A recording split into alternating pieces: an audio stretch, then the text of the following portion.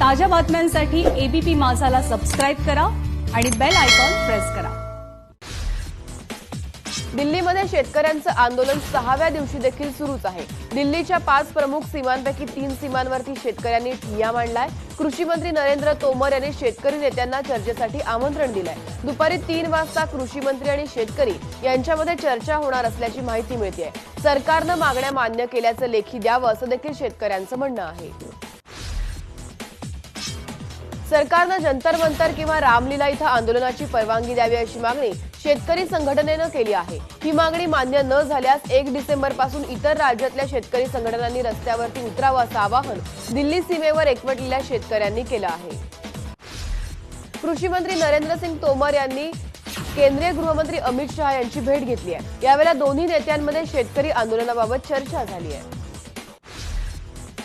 शेतकऱ्यांच्या आंदोलनावरती लवकरच तोडगा निघेल आणि शेतकरी आनंदाने घरी जातील असा विश्वास माहिती व प्रसारण मंत्री प्रकाश जावडेकर यांनी व्यक्त केला आहे।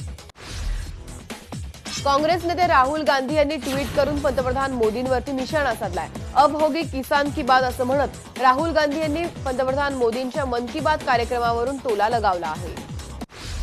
देशाची राजधानी दिल्लीच्या सीमेवरती लाखो शेतकऱ्यांचं शांततेमध्ये आंदोलन सुरू आहे, तरी त्यांना दहशतवादी कसं म्हणू शकता असा सवाल करत शिवसेना खासदार संजय राऊत यांनी केंद्रावरती निशाणा साधलाय। याशिवाय मोदींनी स्वतः शेतकऱ्यांकडे जाऊन त्यांच्याशी संवाद साधायला हवा आणि शेतकऱ्यांऐवजी बळाचा वापर केंद्राने चीनच्या सीमेवर करायला हवा असा टोला देखील संजय राऊत यांनी लगावला आहे।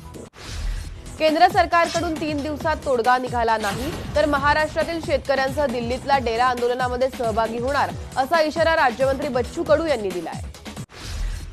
कृषी कायद्याविरोधामध्ये दिल्ली इथं सुरू असलेल्या शेतकरी आंदोलनावरून अण्णा हजारेंनी थेट केंद्र सरकारवरती निशाणा साधलाय। मतं मागायला शेतकऱ्यांच्या बांधावर जाता मग त्यांचे प्रश्न सोडवायला का जात नाही असा सवाल अण्णा यांनी उपस्थित केला आहे।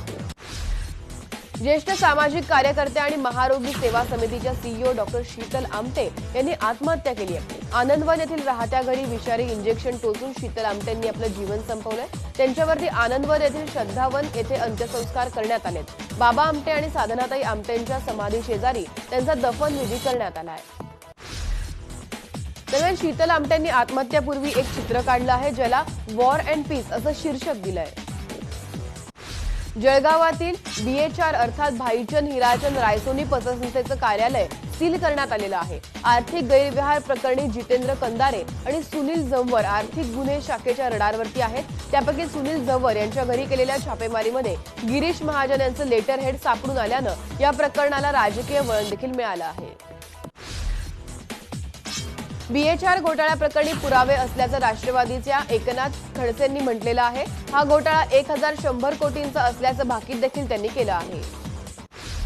दरम्यान गिरीश महाजन यांनी जंवर यांच्याशी असलेले संबंध मान्य केले असले तरी देखील आर्थिक गैरव्यवहाराशी काहीही संबंध नसल्याचं त्यांनी म्हटलं आहे।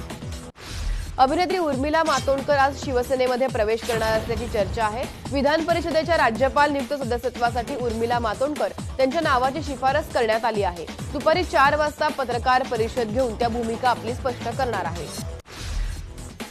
ठाकरे सरकारनं आता ईडीला रोखण्यासाठी निर्णय घेता येईल का याची चाचपणी सुरू केली आहे। शिवसेनेचे आमदार प्रताप सरनाईक आणि त्यांच्या मुलांची ईडीनं चौकशी केल्यानंतर अन्य नेत्यांची चौकशी होण्याची शक्यता देखील वर्तवली जाते। केंद्र सरकार सुडानं ही कारवाई करत असल्याचा महाविकास आघाडीचा आरोप आहे आणि त्यामुळे ईडीला ब्रेक लावण्यासाठी आघाडी सरकारनं प्रयत्न सुरू केल्याचं कळतंय। दरम्यान ईडीच्या कारवाईसाठी राज्याची पूर्व परवानगी बंधनकारक असणार आहे। कायदा किंवा नियम करता येणार नाही असं मत वकील अनिकेत निकम यांनी मांडलेलं आहे। मनी लॉन्ड्रिंग संदर्भातल्या कायद्यामध्ये तशी तरतूद नसल्याचं देखील निकम यांनी म्हटलेलं आहे। येत्या काही दिवसांमध्ये शिवसेनेच्या एका बड्या नेत्याची ईडीकडून चौकशी होण्याची शक्यता वर्तवली जाते। मनी लॉन्ड्रिंग प्रकरणामध्ये ईडी या नेत्याची आणि त्याच्या कुटुंबियांची चौकशी करेल याबद्दलची माहिती आता सूत्रांकडून मिळाली आहे। प्रताप सरनाईक यांचा उद्या क्वारंटाईन कालावधी संपतो आणि त्यामुळे ईडीकडून त्यांना समन्स बजावून चौकशीला बोलवण्याची शक्यता आता वर्तवली जाते। तब्बल 8 महिन्यानंतर मुंबईला जाण्यासाठी देवगिरी आणि राज्यराणी एक्सप्रेस सुरू होणार आहेत। रेल्वेच्या दक्षिण मध्य विभागाच्या वतीनं ही माहिती देण्यात आली आहे। तेलंगणासह नांदेड आणि मराठवाड्यातील नागरिकांना मुंबईला पोहोचवणारी देवगिरी ही मागच्या 8 महिन्यांपासून बंद होती। ती आता येत्या शनिवारपासून नियमितपणे सुरू होणार आहे। महाराष्ट्रामध्ये गेल्या 24 तासामध्ये 4196 रुग्ण कोरोनामुक्त झालेत, तर 3837 नव्या कोरोनाबाधितांची नोंद करण्यात आली आहे. 80 जणांचा कोरोनामुळे मृत्यू झाला आहे. दरम्यान सध्या राज्यामध्ये एकूण 90,557 ऍक्टिव्ह रुग्णांवरती उपचार सुरू आहेत. एका अभिनेत्रीनं मुंबईतल्या वर्सोवा पोलीस स्टेशनमध्ये कास्टिंग डायरेक्टर आयुष तिवारी विरोधामध्ये बलात्काराचा गुन्हा दाखल केलाय.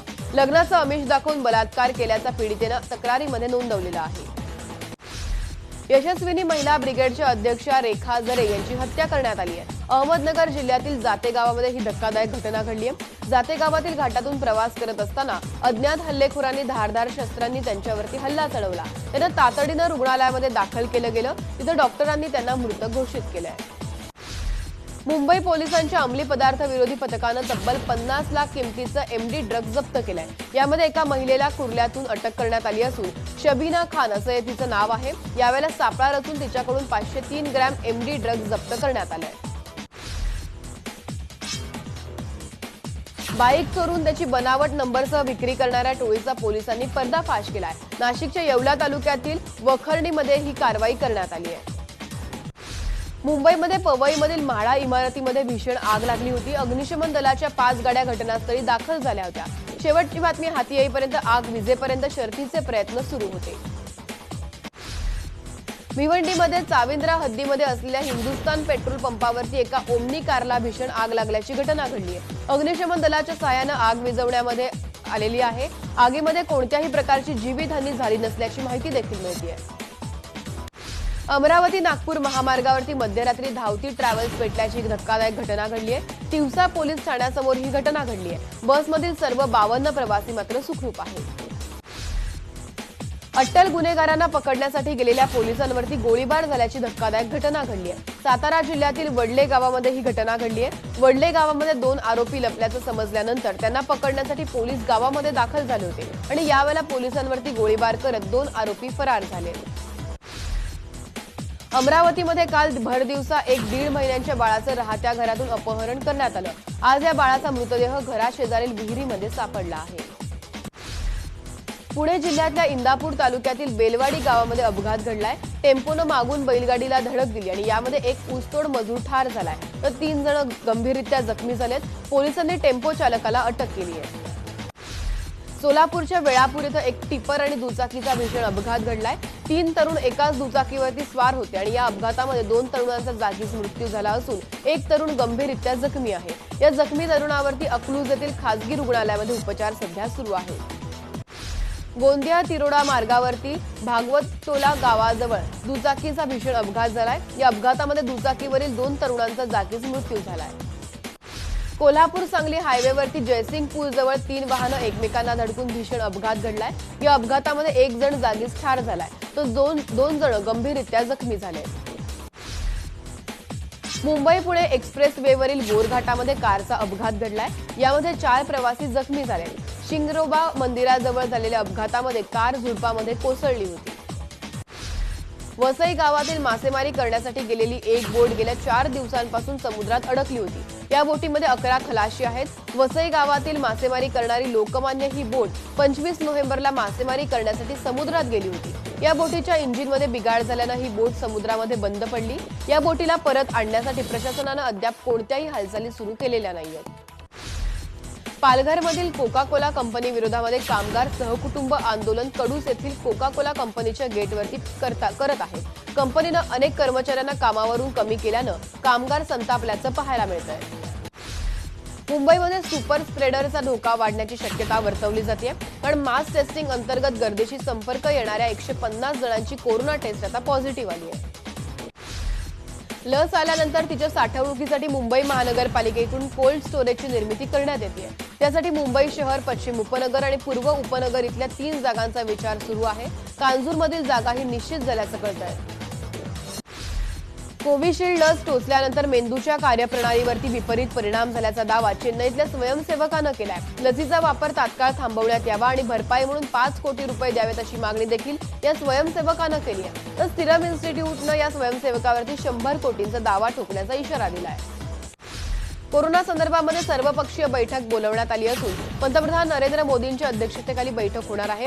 4 डिसेंबर रोजी सर्वपक्षीय बैठकीचं आयोजन करण्यात आलंय. लस बनवणाऱ्या तीनही टीमशी मोदींनी चर्चा केली आहे. पंतप्रधान कार्यालयानं ट्विट करत याबाबत माहिती दिली आहे. देशामध्ये कोरोना लस तयार करण्यासाठी जोरदार प्रयत्न सध्या केले जातात आणि त्या चाचण्या देखील अंतिम टप्प्यात आल्या आहेत.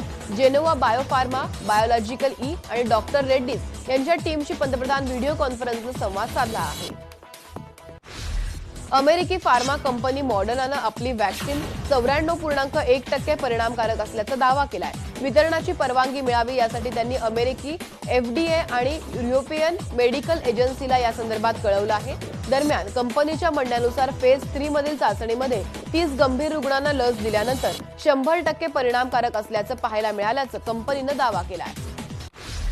भारतामध्ये 2021 पर्यंत 5G लॉन्च होईल असा दावा एरिक्सन कंपनीनं केला आहे. एरिक्सन ही दूरसंचार क्षेत्रातील एक मोठी कंपनी म्हणून गणली जाते.